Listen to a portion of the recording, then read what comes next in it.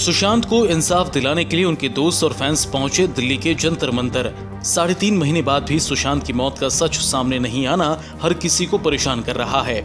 आक्रोशित सुशांत के दोस्तों ने भूख हड़ताल शुरू कर दी है। लोगों ने उद्धव सरकार और मुंबई पुलिस के खिलाफ जमकर नारेबाजी भी की। सुशांत के दोस्तों ने हत्यारों को फांसी देने की मांग की है। इस बीच खबर ये भी है कि सीबीआई सुशांत केस में जल्द ही धारा 302 जोड़ सकती है। मैनेजर सिद्धार्थ पिठानी और कुक नीरज सरकारी गवाह बन सकते हैं।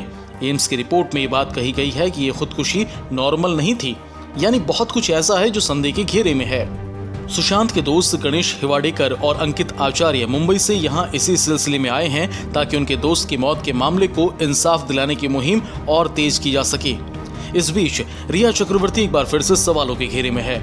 रिया, जिसे सुशांत ने सबसे ज्यादा प्यार किया था, लेकिन वो उसके लिए जहर की पुड़िया बन गई। फिलहाल ड्रग कनेक्शन को लेकर रिया एंड कंपनी सलाखों के पीछे है, लेकिन उस पर एक बार फिर सनसनीखेज आरोप लगा है। अभी तक रिया कह रही थी कि 8 जून को घर छोड़ने के बाद वो सुशांत से मिली नहीं, लेकिन उसका झूठ बेनकाब किया है बीजेपी नेता विवेकानंद गुप्ता ने।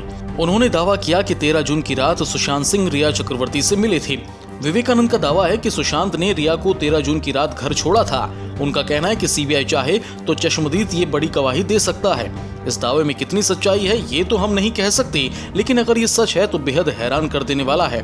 14 जून को सुशांत का शव उनके घर से बरामद हुआ था। ऐसे में सवाल यह है कि 8 जून को सुशांत का घर छोड़ने के बाद 13 जून की रात रिया उनसे क्यों मिली थी? क्या सुशांत उसे घर छोड़ने गए थे? आखिर मौत के चंद घंटे पहले दोनों के बीच क्या बात हुई? क्या इस मुलाकात में छिपा है मौत का राज? रिया ने इस मुलाकात की बात क्यों छिपाई? सवाल और भी कई हैं। अगर रिया सुशांत से मिली थी तो मुलाकात का सच उसे उगलना ही होगा, क्योंकि ये मौत की गुत्थी सुलझाने में अहम साबित हो सकता है। सीबीआई, ईडी और एनसीबी मामले की तह तक पहुंचने की कोशिश में है, लेकिन इंसाफ में हो रही देरी से परिवार परेशान है। सुशांत के जीजा विशाल सिंह ने न्याय पर संदेह जाहिर किया है। उन्होंने पोस्ट लिखा, क्या हम फिनिश लाइन के पास हैं? क्या सुशांत को न्याय मिलेगा?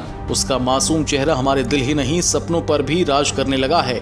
सुशांत के जीजा का ये पोस्ट कहीं न कहीं केस की ना खत्म होने वाली उलझनों की ओर इशारा करती है। इंसाफ की मांग को लेकर सुशांत के तमाम दोस्त दिल्ली पहुंचे हैं और जंतर मंतर में 3 दिन के लिए भूख हड़ताल पर बैठ गए हैं। इंडिया न्यूज वायरल की रिपोर्ट।